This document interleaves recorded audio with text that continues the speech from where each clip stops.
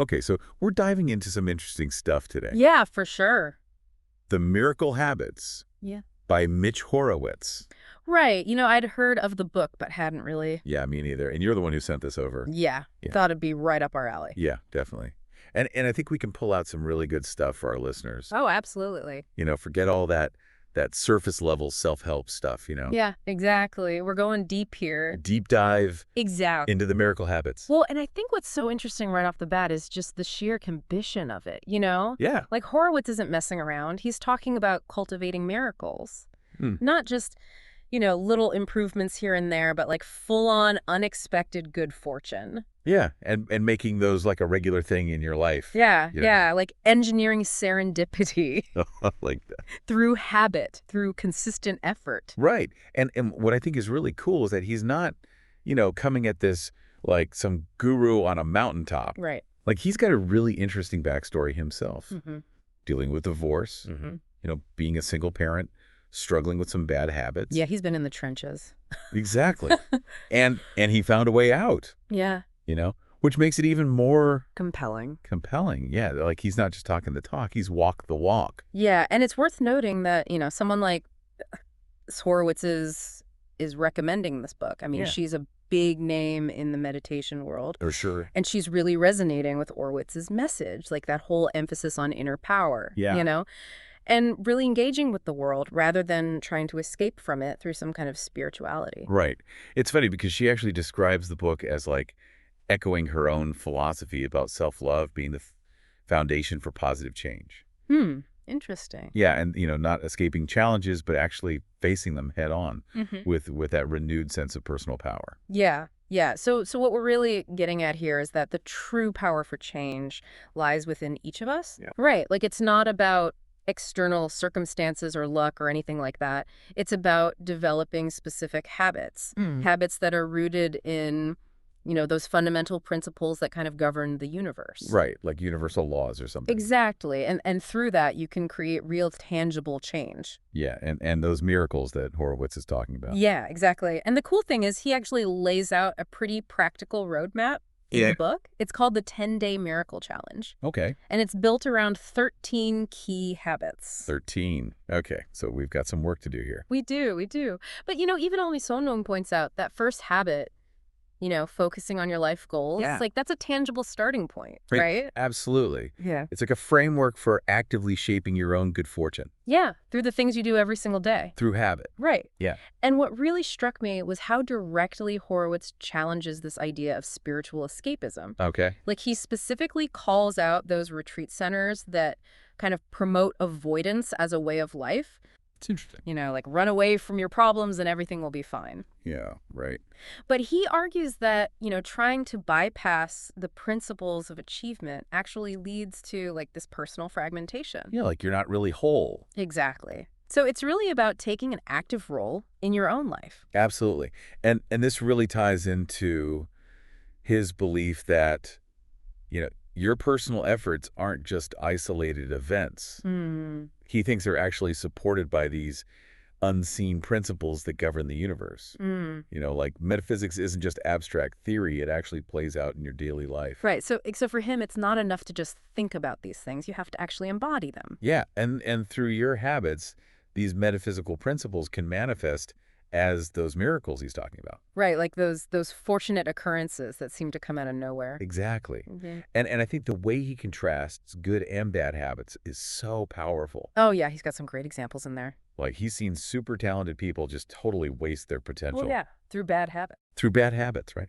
And then you've got these seemingly ordinary people who achieve incredible things just by consistently practicing good habits. It's a good reminder that it's not always about inherent talent. Right. It's about what you do day in and day out. The small things, the little actions. Exactly. And those can have a huge impact over time. And we should probably clarify what he means by miracle, right? Yeah, definitely. Yeah. Because it's not like what we typically think of. No, it's not like, winning the lottery or something. Right. It's not some magical one-time event. He actually defines it as, an unexpected, but fortunate event or situation that can become a recurring part of your life. Yeah, so it's about shifting that perception from something impossible to something that you can actually cultivate. Right, through effort and consistency. Exactly. And he uses a great phrase too, storming heaven, Oh, yeah, I remember that. which basically means pursuing your highest aspirations with integrity. Yeah, so it's not just about ambition, it's about aligning that ambition with your values.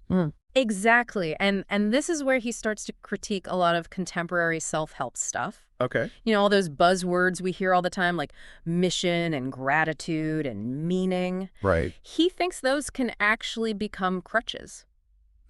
Interesting. Like they prevent people from really digging deep and figuring out what they truly want. Like they're just empty words. Yeah, in a way. Like they can be misleading placeholders. So what is the answer then? Like, where do we find true mission and meaning? Well, according to Horowitz, it's all about individual power. Great. It's about shaping your own destiny.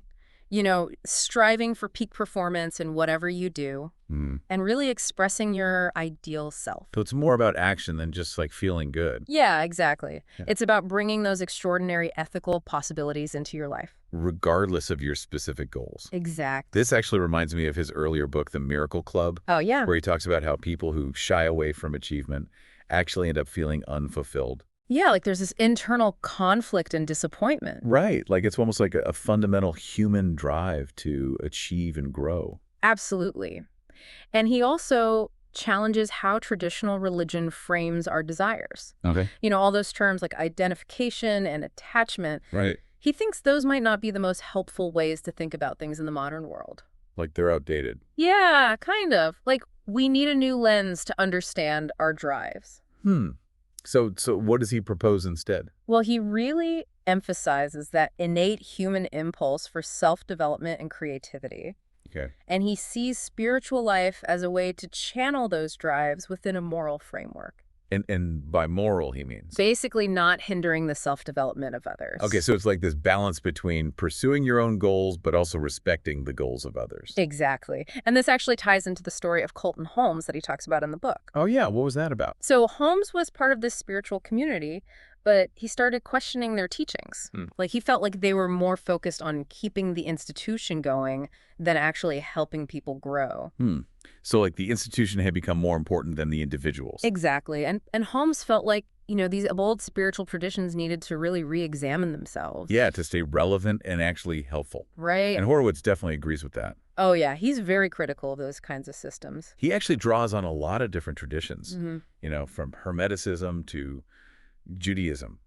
And he emphasizes this idea that as beings created in the image of a creator, okay, we should expect to experience miracles in our lives. Like it's our birthright in a way. Yeah.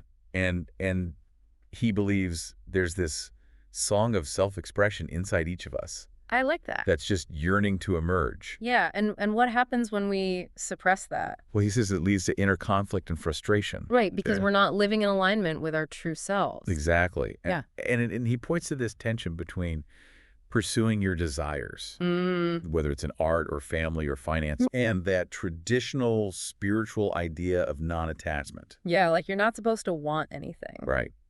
And he makes a really compelling argument that, if you constantly deny your deepest wishes, you're never going to be truly happy. So it's about finding that balance between pursuing your goals and not being attached to the outcome. Yeah, and he also argues that there isn't this big division between, the spiritual and the secular. Like when it comes to self-development, it's all connected. Right. The attitude of seeking is more important than the specific thing you're seeking. Yeah, and everyone needs to find their own unique path. Exactly. And he doesn't buy into the idea that humans are just clueless. Yeah. Like we lack perspective and we're too fragmented to understand what we really want. He thinks we actually have a pretty good grasp on things. Yeah, he believes that we have those moments of insight. Maybe not perfect clarity, but a higher perspective at certain times. Right, and that we're not just victims of some cosmic joke. Exactly. We have the power to break free from conditioning and societal pressure. And to really know ourselves. Yeah, and he points out an interesting phenomenon with all this anti-ambition stuff going around. Oh, yeah, what was that about? He talks about this Princeton writing lecturer who was praising mediocrity. Really? Yeah, like he was advocating for just good enough. Wow. But the ironic thing is these articles promoting that kind of thinking always end up on the biggest platforms.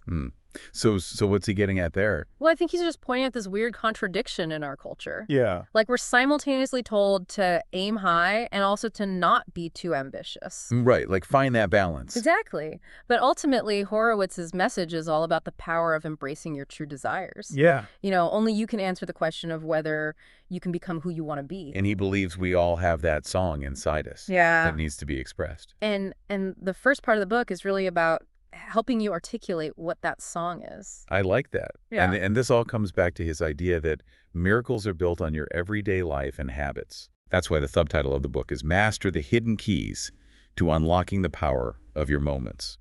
It's not about some grand magical event. It's about those small, consistent actions. Exactly.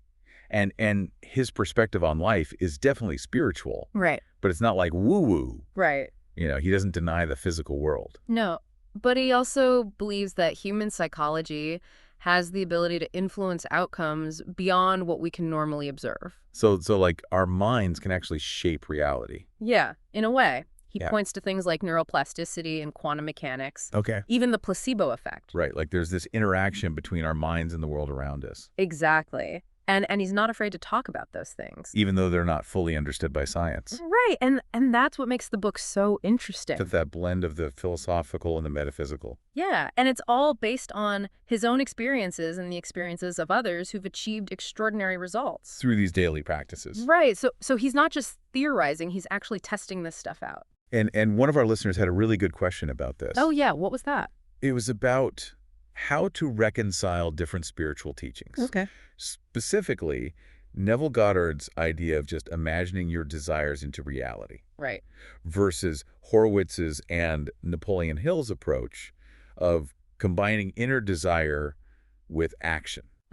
So like contemplation, gratitude, love, forgiveness. Right, all those things. That's a good question. And Horowitz actually acknowledges the truth in what Neville's saying. Yeah, about consciousness being the ultimate creative force. But he also brings in this perspective of living in the material world, Right. where we encounter all these external forces. And where things often happen through very specific channels. Like he uses the example of buying a movie ticket. Right. You can't just imagine yourself watching the movie. You have to actually go and buy the ticket. And that's where this book comes in. It's like a bridge between those metaphysical principles and the practical actions we need to take. Exactly. Yeah. And he even mentions that he's going to write a whole other book focusing on the power of imagination. So this one is more about the daily habits.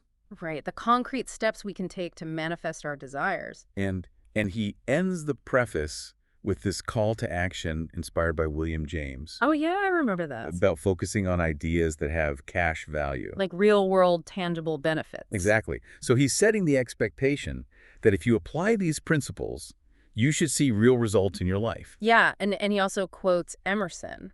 Right. Imitation is suicide. Like he's not trying to rehash the same old self-help stuff. He's offering something unique and genuine. Something that he's personally tested. And he encourages the listeners to do the same. To experiment with these habits. And to see what works for them. And to throw out what doesn't. So it's all about personal experience. Exactly. And making these habits your own. So let's dive into those 13 miracle habits. All right, let's do it. Starting with the first one, hold to one definite chief aim. Okay, so this is a big one. It is. It's about focusing all your energy on one specific goal.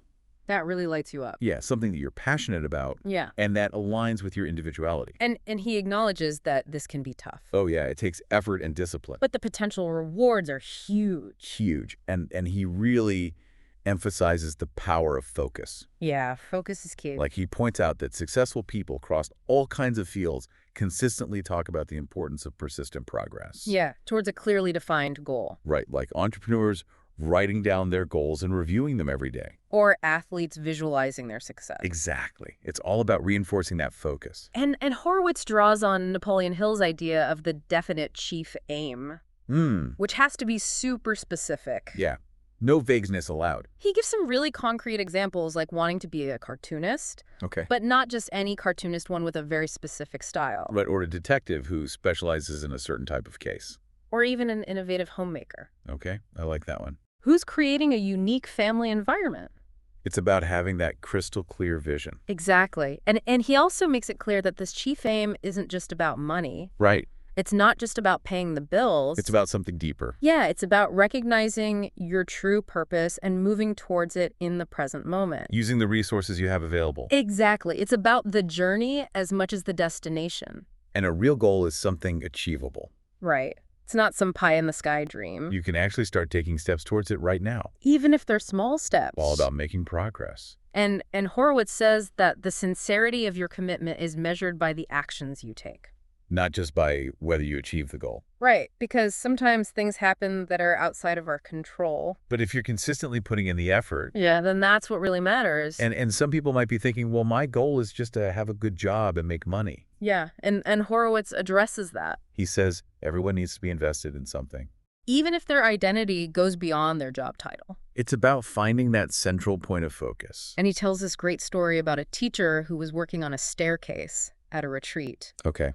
And someone accused him of being too identified with the task. Like he was too attached to it. Yeah, but the teacher's response was, people have to be invested in something. For that statement to be true. Exactly. So choosing a definite chief aim is a way of declaring your commitment. Yeah, in a more transparent and positive way. Like it aligns with the natural flow of your life. Right, and he also cautions against trying to make your goals sound super altruistic, like claiming that you're only doing it for the good of others. Unless you truly believe that. Because that can be a form of self-deception. Right. It's about being honest with yourself about your motivations. Absolutely. Okay, so that's the first habit. Hold to one definite chief aim. Now let's move on to the second habit. Okay. Harmonize inner and outer selves. So this is about the connection between our inner world. Our beliefs, our values. And our outer world. Our appearance, our environment. And Horowitz argues that changing one of these will inevitably lead to changes in the other. Yeah, they're interconnected. And it's about shaping your environment according to your own values. Not the expectations of others. And he tells this amazing story about Jane Evans. Oh, yeah. The marketing executive. Who faced a lot of ageism in the advertising industry. Yeah, she was super experienced. But she started feeling invisible. People were making comments about her age. It was really affecting her confidence. And then she went to Paris. And she saw all these stylish women. Who were embracing their age. And their natural gray hair. It was like a revelation for her. Yeah, she realized that authenticity could be a source of power. And when she got back to London, she decided to stop dyeing her hair. And she got this really cool pixie cut. It was a total transformation. And she said she felt so liberated. Like she wasn't trying to fit into some mold anymore. And she actually found that she wasn't alone. Other women were going through the same thing. And they connected over it. So it's a really powerful example of how changing your outer appearance can actually change how you feel inside. Yeah, and how that can lead to these unexpected positive outcomes. Right, and Jane Evans was 56 at the time. So it's never too late. Never too late to embrace your true self. And the third habit is accept personal responsibility. Which sounds pretty straightforward. It does, but it's actually one of the most important habits. Horowitz calls it the supreme and most attractive habit. Because it's about honoring your word. And fulfilling your promises. Both to yourself and to others. It's about taking ownership of your actions. And he asks this really thought-provoking question. What kind of return do you desire?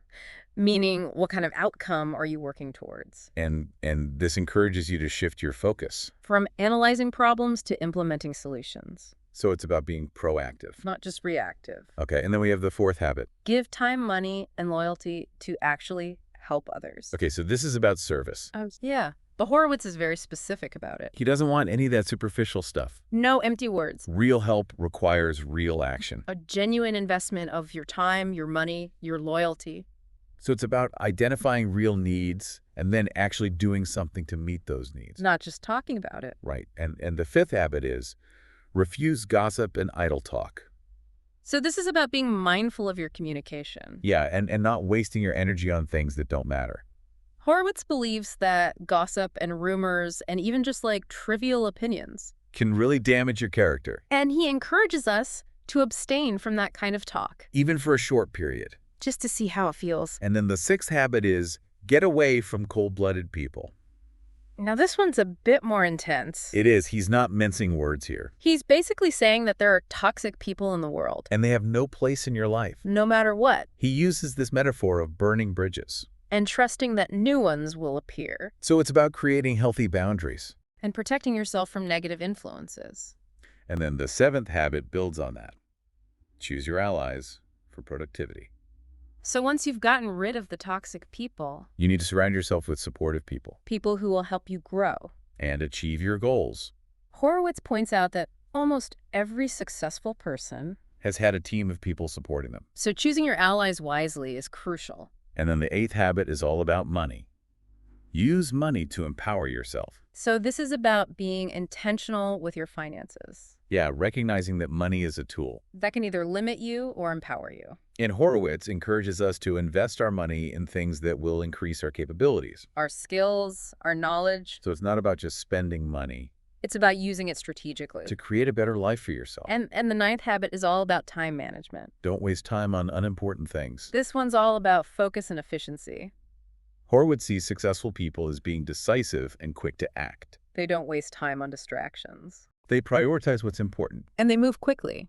So it's about being intentional with your time. And not letting it slip away. Okay, and then the 10th habit is build physical strength to train the mind.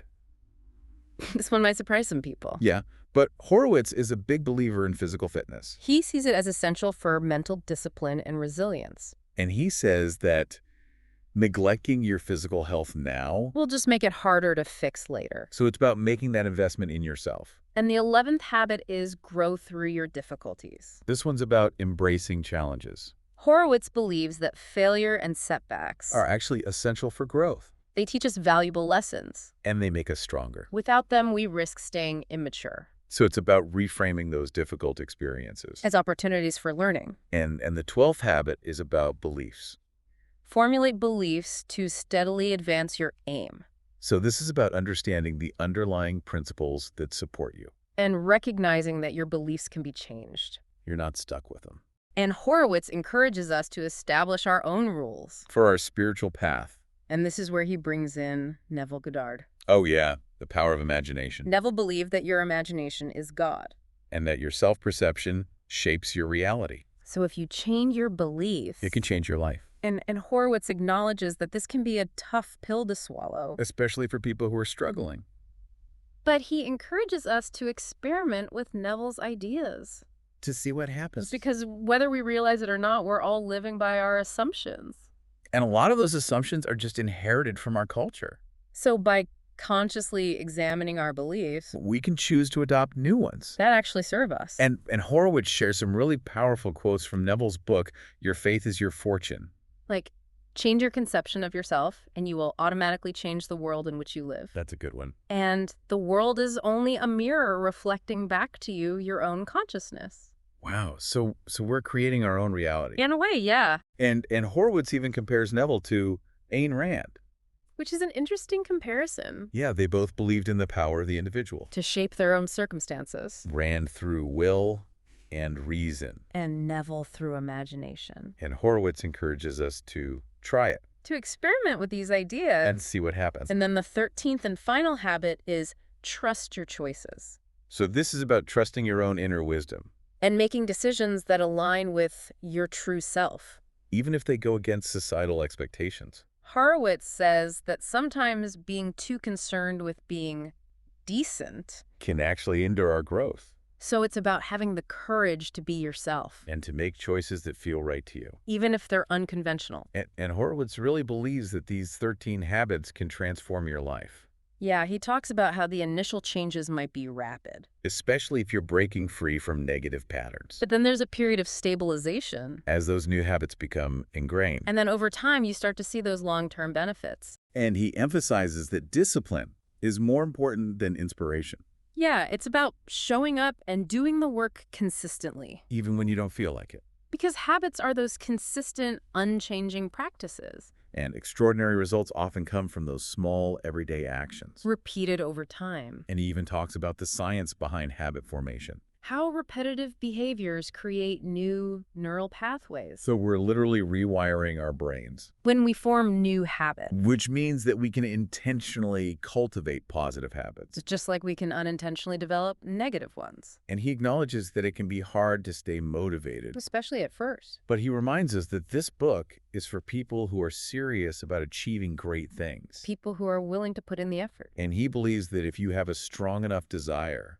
The motivation will follow. And he introduces Napoleon Hill's concept of the power of cosmic habit. Which is this idea that there are these positive cycles of behavior. That are reflected throughout nature. Like the Earth's rotation or the changing seasons. And humans have this unique ability to choose our habits. So we can align ourselves with these cosmic forces. By choosing productive behaviors. And that leads to abundance and growth. And Hill also believed that failure is a necessary part of the process. Because it helps us to course correct. And Horowitz acknowledges that he was writing this book during a really challenging time. The COVID-19 pandemic. Which obviously affected a lot of people's lives. And he encourages listeners to adapt these principles to their own circumstances. Because everyone's situation is different. And he even shares some of his own personal challenges. To show that he understands what it's like to struggle. So ultimately, his goal with this book is to challenge our thinking. And to inspire us to strive for self-improvement. Because the very act of trying to better ourselves is transformative. Regardless of the outcome. And he ends with this quote from Ezra Pound, "But to have done instead of not doing this is not vanity." So it's all about taking action. And making that effort. So to wrap things up for our listeners. The main idea here is that ordinary habits can lead to extraordinary results. By tapping into our inner power. And aligning ourselves with universal principles. And here are a few key takeaways. Number 1, identify your definite chief aim. With passion and specificity. Number 2, create harmony between your inner and outer selves. Number 3, embrace personal responsibility. Number 4, be mindful of your habits. And number 5, consider the power of your beliefs. And here's a provocative thought for you to ponder this week. Think about one small habit you could start cultivating. That aligns with your deepest aspirations. And how focusing on that one action might unlock new possibilities. And we encourage you to dive deeper into the book. Choose the habit that resonated most with you. And explore that chapter. And think about how that power of cosmic habit might apply to your own life. And the cycles you want to create. Thanks for joining us on this deep dive. It's been a pleasure. We'll see you next time. All right, take care. Bye.